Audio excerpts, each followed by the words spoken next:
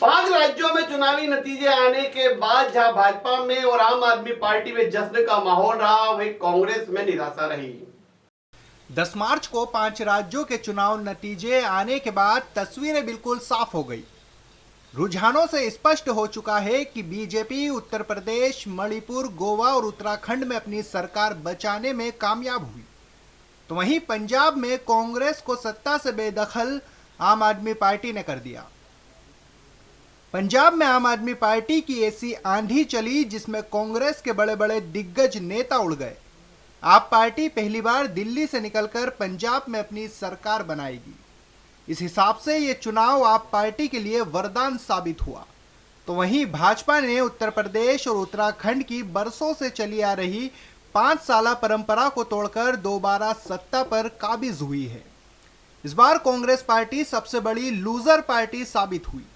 एक और जहां 4 राज्यों में बहुत बुरा प्रदर्शन किया, तो वहीं पंजाब में अपनी सत्ता से भी हाथ धो बैठी। 5 राज्यों की 690 सीटों पर मतगणना हुई, जिसमें बीजेपी का पलड़ा भारी रहा।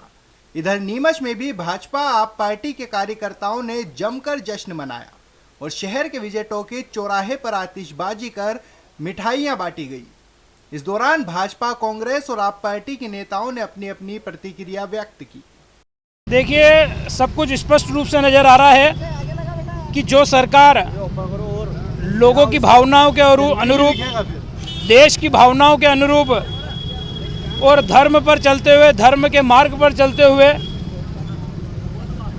और जो सुचिता की राजनीति करते हुए कहीं न कहीं काम करेगी, उसके साथ जनता और समाज खड़ा रहेगा, ये स्पष्ट रूप से नजर आता है। जिन जिन राज्यों में भारतीय जनता पार्टी की सरकार है, उन राज्यों में सुशासन स्पष्ट रूप से नजर आता है। हम उत्तर प्रदेश की बात करें कि अखिलेश और मायावती के राज में जहां 6 बजे बाद, 5 बजे बाद बहू बेटियां तो दूर की बात है, एक आम नागरिक, आम पुरुष भी निकलने में सोचता था कि 5 बजे बाद निकलेंगे तो कोई घटना, कोई दुर्घटना हो जाएगी।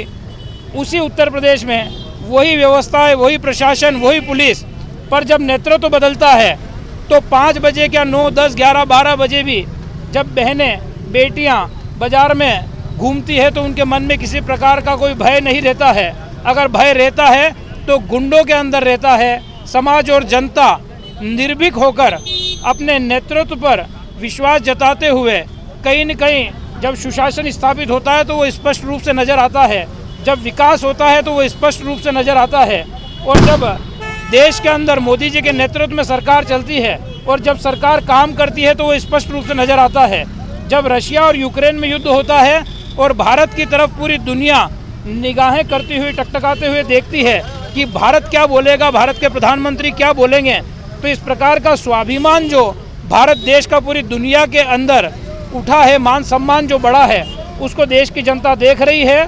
और यही सब कारण है कि भारतीय जनता पार्टी की सरकार चाहे वो प्रदेश में है तो प्रदेश का गौरव और मान सम्मान बढ़ता है, देश में है तो देश का गौरव और मान सम्मान बढ़ता है। और उन सभी बातों को देखते हुए और भारतीय जनता पार्टी के ऊपर देश और दुनिया के अंदर जो बढ़ता हुआ विश्वास है, जो नेतृत्व के ऊपर बढ़ता हुआ विश्वास है, उसी के परिणाम स्वरूप आज हम 4 राज्यों के अंदर स्पष्ट बहुमत के साथ में भारतीय जनता पार्टी सरकार बना रही है। 5 राज्यों में चुनाव संपन्न होने के बाद आज तस्वीरें बिल्कुल साफ हो गई है। सबसे ज्यादा जो चौंकाने वाली जीत देशवासियों के सामने आई है वो है आम आदमी पार्टी की।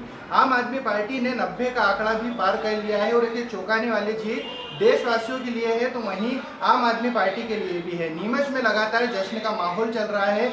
जो मध्य प्रदेश के नीमच जिले में आम आदमी पार्टी के प्रतिनिधि है वो लगातार जीत का जश्न मना रहे हैं। तो हम उनसे जानेंगे कि इस जीत के क्या मायने हैं और ये जीत को किस तरह से देख रहे हैं। हमारे साथ आम आदमी पार्टी के जो नेता है नवीन अग्रवाल है, उनसे जानेंगे कि इस जीत के क्या मायने हैं और किस दिशा में ये राजनीति जा रही है। जी, आपका सीधी अंचल में बहुत बहुत स्वागत है।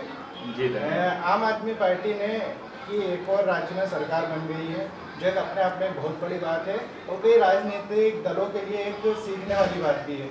आप इस राजनीति को और इस जीत के किस मायने में देखते हैं? क्या ये जनता की जीत है और सबसे बड़ा है कि जो कार्य आज जब से देश आज़ाद हुआ है, सिर्फ धर्म के नाम पर यहाँ की राजनीति चला करती थी, आज उसको अरविंद केजरीवाल ने दिल्ली में जिस प्रकार से जीत की है और उसके बाद में वहाँ पे लगातार 3 बार जीत दर्ज करके जनता को चाहे वो बिजली, पानी, शिक्षा, स्वास्थ्य से जुड़े मुद्दे हों उन पर विकास किया।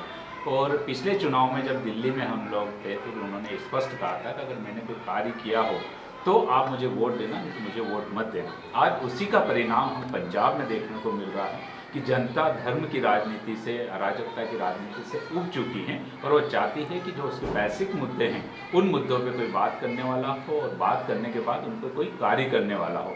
आज अरविंद केजरीवाल और भगवंत मान के निर्देशन में और मार्गदर्शक में जिस प्रकार से पंजाब में 90 सीटें से ऊपर जीतने जा रही है आम आदमी पार्टी, ये वास्तव में वहाँ की जनता का जज्बा है, वहाँ के लोगों का जज्बा है कि देश में एक नई तरह की राजनीति का जन्म ले रहे हैं जिसमें विकास कार्यों की भरमार होगी, नहीं कि धर्म की राजनीति की भरमार। जनता की, पंजाब की जो जनता है उन्होंने एक बड़ी जिम्मेदारी आम आदमी पार्टी को दी है। किस तरह की रूपरेखा होगी और क्या अहम मुद्दे होंगे आम आदमी पार्टी के पंजाब के विकास के लिए?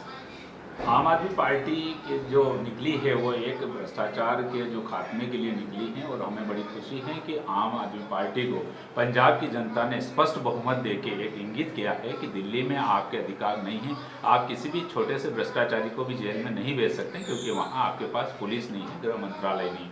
आज वो कमी हमारे पंजाब के रूप में जो हमारे को स्टेट मिला है वो हमें कमी दूर हो गई है और उस कमी को हम लोगों को पूरा करना है कि आज हम जो मुख्य मुद्दा है हमारा, वहाँ देखें कि आपने पिक्चर देखी होगी उड़ता पंजाब, इस प्रकार से वहाँ नशे का माफिया हावी है, वहाँ भ्रष्टाचार का रूप हावी है, चाहे वो कांग्रेस हो या भाजपा रही हो, अकाली दल रहा हो, उन सब ने वहाँ पे भ्रष्टाचार किया और नशे का साम्राज्य वहाँ पे स्थापित किया।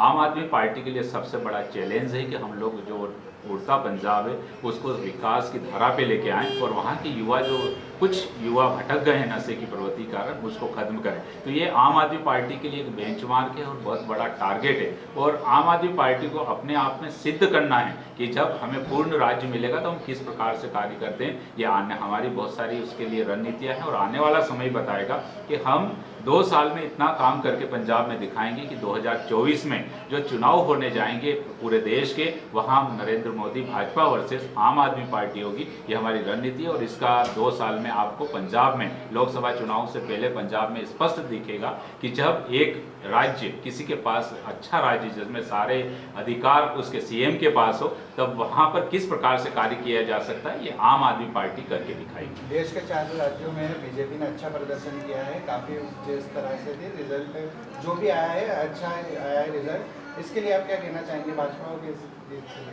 भाजपा को आज देखें तो हमें बरसों पुरानी पार्टी है, लगभग 75 साल उनको जनसंघ और मिला के 75 से 100 साल होने में आए और कांग्रेस भी बहुत बड़ी पार्टी है। आज आप उसकी तुलना आम आदमी पार्टी से नहीं कर सकते। आम आदमी पार्टी पिछले 8 सालों में बनी है और लगातार जनता का प्यार मिल रहा है और जनता भी ये चाहती है कि हमें बदलाव की राजनीति चाहिए, चाहे भाजपा हो या कांग्रेस हो। जब से देश आज़ाद हुआ इन लोगों ने बराबर का शासन किया है और उस शासन करने के बाद भी लोगों को धर्म के नाम पर कोई रोजगार की बात नहीं करता, कोई बिजली की बात नहीं करता, कोई पानी की बात नहीं करता, कोई किसी भी प्रकार के मुद्दे अगर इनको पूछो तो ये धर्म की बात करते हैं। उस धर्म की बात को आज पंजाब के लोगों ने नकारा है। रही बात 4 राज्यों की जिस प्रकार से हैं, हम उत्तराखंड देखते हैं, उत्तराखंड में भाजपा जीत रही है, उसके बाद में उत्तर प्रदेश में भाजपा जीत रही है। दूसरी बात करें, गोवा में भी पेच फंसा हुआ है कि वहाँ पे स्पष्ट बहुमत किसी को भी नहीं मिल रहा है।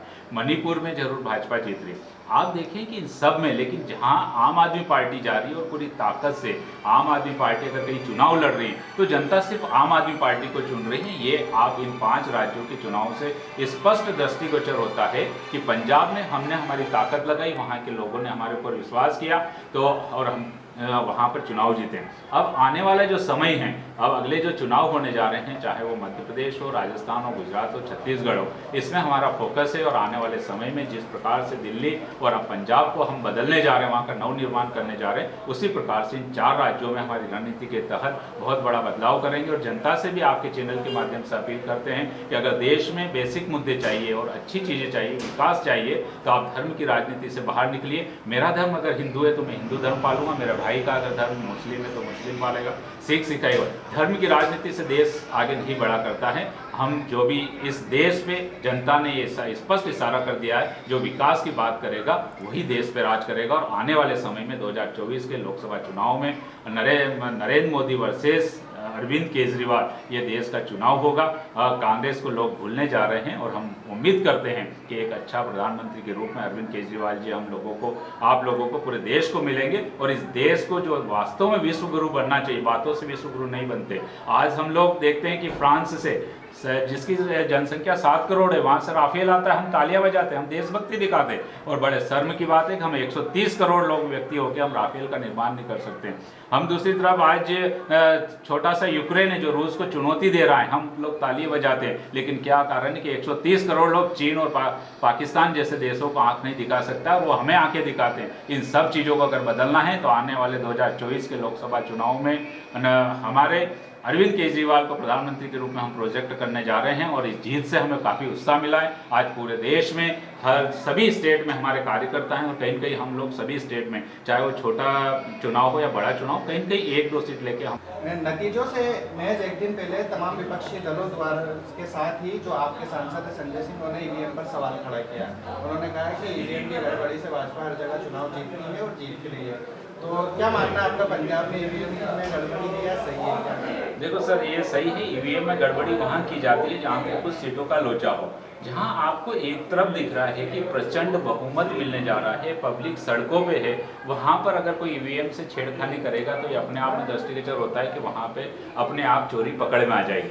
आप उसको यूपी की तुलना पंजाब से नहीं कर सकते हैं। आप यूपी की अगर तुलना करना चाहते हैं तो आप देखें कि 3 और 4 दिन पहले काफ़ी वीडियो वायरल हुए जिसमें 100 से 150 मशीनें ट्रकों में भर के सील लग के और वहाँ से गायब की जा रही है, उनको चेंज किया जा रहा है। मैं संजय सिंह जी की पार्टी की आवाज़ है और हम लोग सभी मानते हैं कि यूपी में गड़बड़ी हुई है और उसका स्पष्ट परिणाम है। अगर वो ट्रक जो पकड़ा गया है और उसके बाद में ईवीएम में जो गड़बड़ी थी, इसी कारण चुनाव आयोग ने वहां के 3-4 डीएम को बदला है। क्यों बदला है? अगर वो गलत नहीं था तो फिर डीएम को बदलने की कहाँ आवश्यकता थी?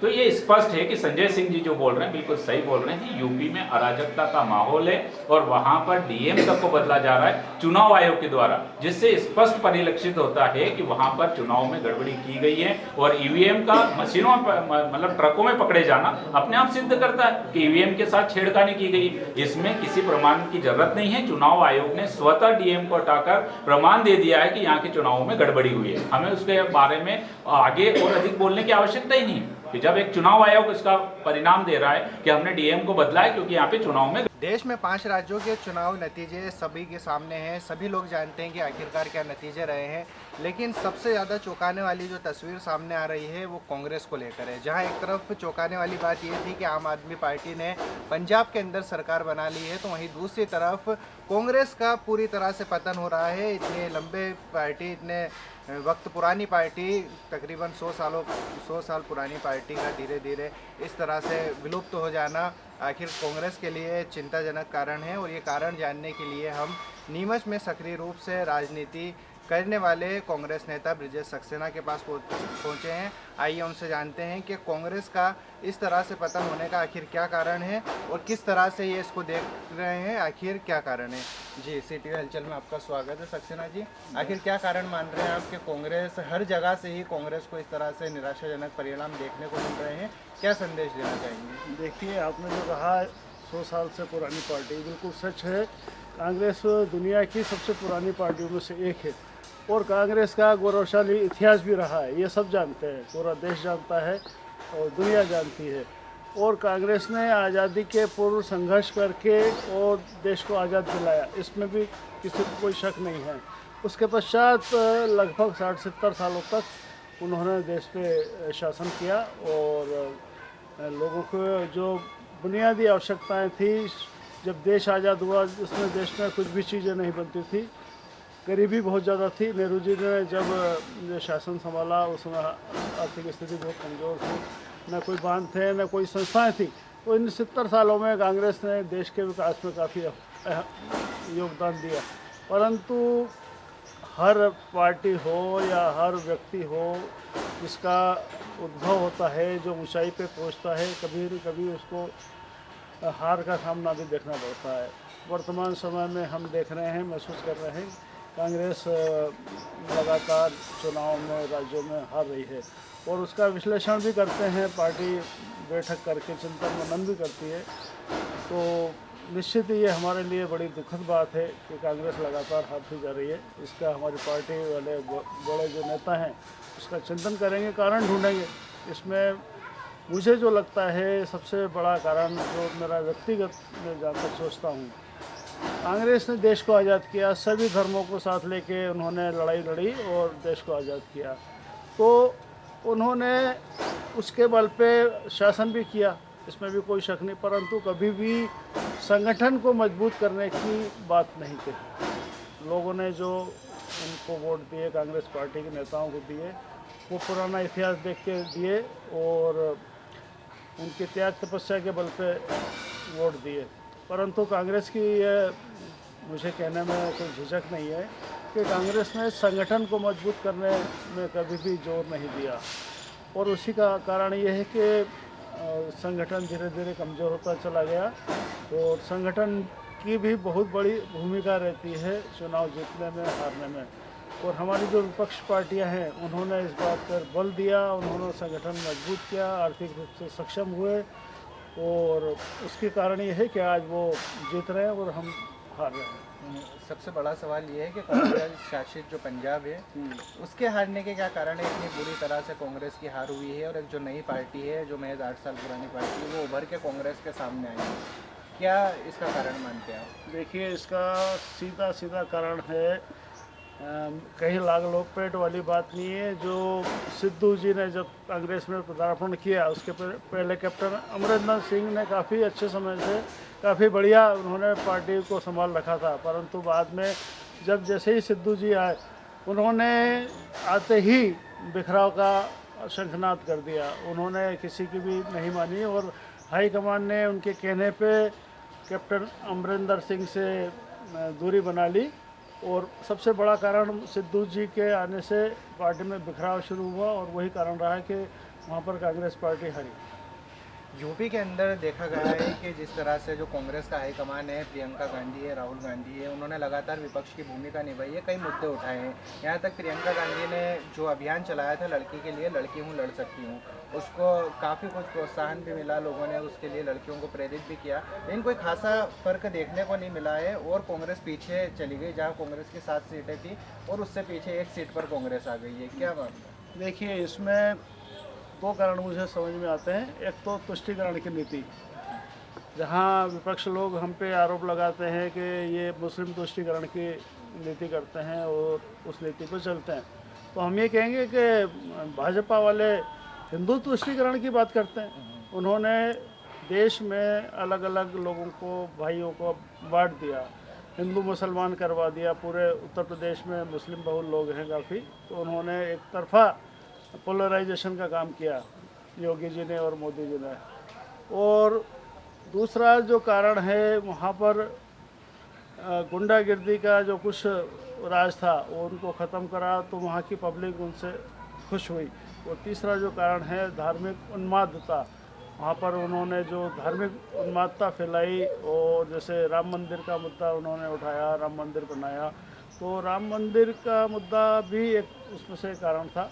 तो धार्मिक उन्मादता एक कारण है, दूसरा तुष्टिकरण कारण है। ये 2 कारण बड़े नज़र आते हैं। तीसरा जातिवाद, वहाँ पर जातिवाद के आधार पर टिकट का बंटवारा हुआ और उस हिसाब से वहाँ पर उनकी जीत तय हुई। भाजपा की ये जो हिंदुत्व की राजनीति है उसके खिलाफ इसको मात देने के लिए कांग्रेस के पास क्या एजेंडा है? किस तरीके से लोगों को लुभा सकते? भाजपा के पास हिंदुत्व की राजनीति है, उसी के आधार पे वे आगे बढ़ रहे हैं, इसमें कोई शक नहीं है। पर कांग्रेस भी हिंदुओं के खिलाफ नहीं है, कांग्रेस भी सभी वर्गों को साथ लेकर चलती है।